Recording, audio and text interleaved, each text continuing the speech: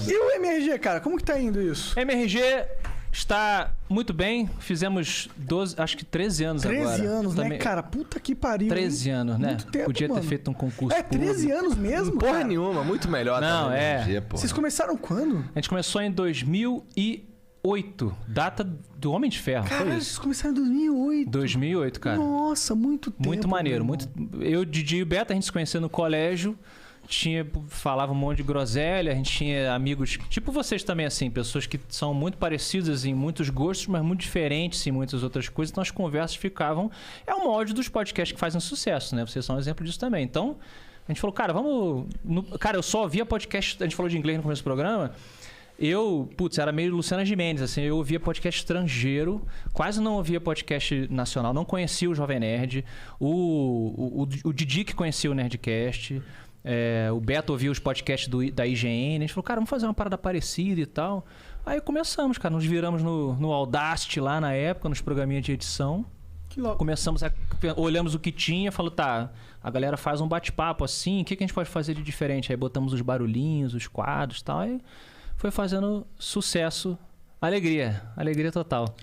Cara, É muito tempo. Tipo, sei lá, Jurassic Park. Jurassic Park mesmo, cara, mano. 2008 erramos muito e acertamos muito. De alguma forma, estamos Pô, mas qual, aí. e qual que foi, tipo, quando vocês criaram o MRG, tipo, qual que foi o seu feeling? Você falou, puta, eu vou criar isso aqui pra daqui não sei quanto tempo ser isso. O que você queria fazer quando você tava criando? Cara, eu não vou falar pra você que eu fiz de zoeira, não. Porque eu sempre tive esse... Como é que é a palavra que tá famosa? Mindset, né? Eu sempre tive esse mindset. Eu tenho uma tia que é muito empreendedora na minha família. Minha família tem muita gente que... Tem artista na família também. Um primo meu é rapper. E aí, o Gabriel Pensador. O Gabriel Pensador tem que acompanhar o Matando Robôs Gigantes, sabe? O Jovem Nerd também. Tu tá de saca. é seu primo? O Gabriel é meu primo. Não, tu tá de saca. Então Não, Gabriel... Caralho, mentira. que foda! Sabia não? Achei que sabia. Então, assim, criança... A cabeça. Tu devia ser muito pica na escola, moleque. Geraldinho Porra. gostar pra caralho de tu, moleque. Era engraçado. Então, quando o Gabi estourou, com o Tô Feliz, matei o presidente e tal, eu tive a oportunidade de me inspirar, tipo assim, caraca, olha meu primo aí, entendeu? Fazendo uma parada artística legal, o que ele errou, o que ele aprendeu. Pô, tem uma história muito maneira. Eu já contei no MRG por alto, assim, que o Gabriel é um pouquinho mais velho que eu, né? Aí o moleque lá em casa, sei lá, jogando Super Nintendo, brincando de comandos em ação, sei lá. Aí chega o Gabriel, minha mãe, ela é formada em piano clássico, minha mãe toca piano. E aí o Gabriel chegou e tal e... ouvi minha mãe tocando piano. Filha da puta, meu primo, eu tenho um primo que é rapper. O Gabriel Pensador. Vai se fuder, cara. Eu tenho um primo que é o Gabriel Pensador. Porra, não é? Abre com isso, né? Igual astronauta, né? Ei, aí, gatinha. Sabe quem é meu primo? É verdade, você ganha O cara não tem nada, né? Só ali, tem... pô. Você foi pra Lua, foda-se, eu te levo na maior viagem. Mas eu sei que eu vi, então... Aí o Gabi começou Deixa eu contar uma história, desculpa. Não, mas cara. tem que ser podcast assim, pois é. Cara, eu sei que o Gabi passou a tarde lá fazendo umas coisas, ensaiando umas coisas no piano com a minha mãe, tirando umas dúvidas e tal. Ele na época é bem novo também. Aí depois que ele foi embora, minha mãe, eu falei, mãe, o que o Gabi veio fazer? Eu falei com ele, claro, depois ele foi embora. Eu falei, o que ele veio fazer no negócio de piano? Ela falou assim, o Gabriel tá muito perdido, meu filho. Gabriel tá no negócio de fazer um rap aí. Muito perdido. Veio pedir uma ajuda pra errado. mim. E isso é muito difícil. Assim, não tá errado, é muito difícil dar certo. Mas é engraçado, né? E logo em seguida, assim, ele arrebentou com o primeiro hit dele. Então, assim, eu tive essa inspiração inicial. Você chegou a pedir dicas pra ele, conversar com ele? Sim, ao longo desse caminho, assim, certas coisas... Assim, você vai aprendendo por exemplo, né? Do que ele passou. Mas sim, cara, mas coisas que você vai tirando dúvida pra você não também tropeçar nos lugares que... Eu tive umas fitas pirata do Gabriel. Do Gabi? Olha lá, quebra-cabeça. Pro primo dele, tu tá fudido. Quebra-cabeça. Tu acha que eu não quero que ele fale? Eu quero mais que ele fale pro primo dele mesmo. O primo dele vem aqui me dar esporro. O primo dele é mengão pra caralho. Ele é doente, mengão, cara. Então. O Gabi é malucão. Então, aí eu escutava lá, que assim, eu ficava esperando tocar música na rádio. Aí quando tocava, aí eu ficava esperando assim, né? Apertava o REC. Tem que apertar o REC junto, né? O REC junto com o play, isso, assim. pra gravar. Aí gravava. Mas aí... A molecada não sabe o sofrimento que era você conseguir ouvir uma música de novo. Eu ficava esperando tocar nas 7 melhores da Jovem Pan. Sem propaganda, tinha sempre... Um desses tinha sempre propaganda. Então, esse das 7 melhores, assim, de vez em quando, eu torcia pra não tocar a porra da vinheta. Das 7 melhores no meio da porra da música, tá ligado? Mas se tocasse, foda-se, pelo menos tava ali, o grosso da música tava ali. Ouvindo a música de novo. Era aí, tinha uma que eu gostava pra caralho também, isso aí já era outro cara que eu lembro isso aí vividamente de ficar esperando tocar Maurício Manieri, tá ligado? Não sei quem é, eu também não. Que era... Não tem um comediante chamado uma coisa Manieri? Baby, eu ontem tive um sonho. Era meio melody, assim, funk melody. Você beijava minha boca, era tão bom. Não lembra dessa porra? Não, como é que eu poderia esquecer uma letra tão complexa como essa? Vem, como é que é? Vem me dar seu essa, amor. Vem, amor. Vem que eu quero você. Olha aí. Nossa, esse meu bem querer. Eu lembro, agora eu sei porque eu não sei o nome desse Mas era um remix, porque na verdade a música original era maior. A música original era mó quietinha, era mó... essa já era a versão dance. Essa daí era um remix. Dance music. Maneiro pra Mas caralho. você tava contando, a sua pira na hora que você foi criar o MRG. Então, você perguntou essa coisa do mindset que eu brinquei, né? Então, assim, minha família tem muita gente empreendedora. Eu dei o exemplo do Gabriel ali, o ponto de partida. E aí, quando eu tava ali no pós-faculdade, enquanto eu tava bolando o espadachim de carvão, eu tava sempre batendo papo com a galera e aí comecei a ouvir esses programas. Sempre gostei muito de radialistas famosos. Eu gostava muito do Howard Stern. Sempre gostei muito do Howard Stern lá fora. Não sei quem é esse cara. Howard Stern, cara, ele já foi considerado o maior radialista dos Estados Unidos, assim. Ele... Dá pra perceber, assim, você é bem mais culto que eu, então tem que explicar. Stern, esse nome eu já ouvi. Ele não fazia Hoje ele tá na Sirius Network, ele saiu da rádio tradicional. É um cara cabeludão, não? Ele é cabeludão. Alto pra caralho. Altão, tá sempre de óculos. Ele é o rei da mídia. Rei de todas as mídias. O rei da baixaria. Tinha um filme chamado O Rei da Baixaria nos anos 2000, eu acho, que é sobre a história dele. Esse cara é famoso pra caralho. Pra caralho. Ele é bilionário, esse cara. Ele, tô ligado. Ele foi muito influente, influenciou muito podcast. Tem muita gente de rádio também. O próprio Joe Rogan, que vocês curtem pra caramba, então... Sim, a gente foi total inspirado no Joe Rogan. Joe Rogan, exato, que é bem legal por isso também. Então, assim, o Howard Stern tem toda essa responsabilidade. Então, cara, quando a gente começou a conversar pra criar esse podcast, eu já apostava que isso poderia ser de alguma forma monetizado no futuro, porque eu queria trabalhar contando histórias, fosse nos livros, fosse em desenho, fosse... de qualquer forma. Na voz, entendeu? E aí, na música, de certa forma, agora também. Então, quando a gente começou a gravar, eu meio que falei, cara, acho que dá pra gente organizar de uma forma a se tornar um produto. E era muita experimentação, como eu falei, 2008 Matando um Robô Gigante foi inventado. Então, a gente só foi ganhar dinheiro, sei lá, depois de, acho que 2 anos, assim. Pô, mas ninguém ganhava 2 dinheiro. 2 anos vocês conseguiram ganhar dinheiro? Então em 2010 tu começou a ganhar dinheiro com podcast, porra. Da hora demais, mano. É incrível, devagarinho, cara, em 2010 eu tava começando a fazer vídeo. Caramba, olha aí, exatamente. 2010 assim que maneira lembrar, né, cara? 2010 eu tava me tornando professor na cultura inglesa. Olha aí. Você é professor de inglês? Olha aí o cara, você vai descobrir. Mas hoje é whatsapponline.com.br. WhatsApp Online. Muito melhor do que qualquer outra concorrente. Better than the other shit. Porque eles dão dinheiro pra gente. Mas aí teve isso então, cara. E a gente foi montando um produto que depois foi encontrando o seu lugarzinho no mercado aí. Depois conhecemos o pessoal do Jovem Nerd, fizemos uma parceria legal. Eu lembro dessa época, eu lembro que houve uma... eles colocaram vocês dentro no site do portal deles. Isso. Foi muito bom. Deu um boom pra vocês naquele momento? Sim, assim, o Nerdcast é bem mais velho que a gente. Então, claro, os caras têm muito mais... Eles são bem mais velhos que vocês? Quando eles começaram? Foi em 2004, 2006? Foi 2006, cara, não sei dizer, mas eu acho que eles têm pelo menos uns 6 anos. Eu chutaria uns 6 anos a mais com o MRG. Muito mais estrada, assim. Então, quando 2002 eles começaram. Você começou em 2008? Foi por aí? De conta, eu sou horroroso, cara. Eu não lembro as datas certinho. Eu fui conhecer o Jovem Nerd em 2010. Tá. Que foi quando eu fui pra esse mundo do YouTube... E aí eu fui conhecer tudo, eu não conhecia nada, na verdade. Sim. Eu só conhecia jogos e era isso. E os caras gringos, que eu acompanhava os gringos também. Eu não acompanhava o cenário brasileiro.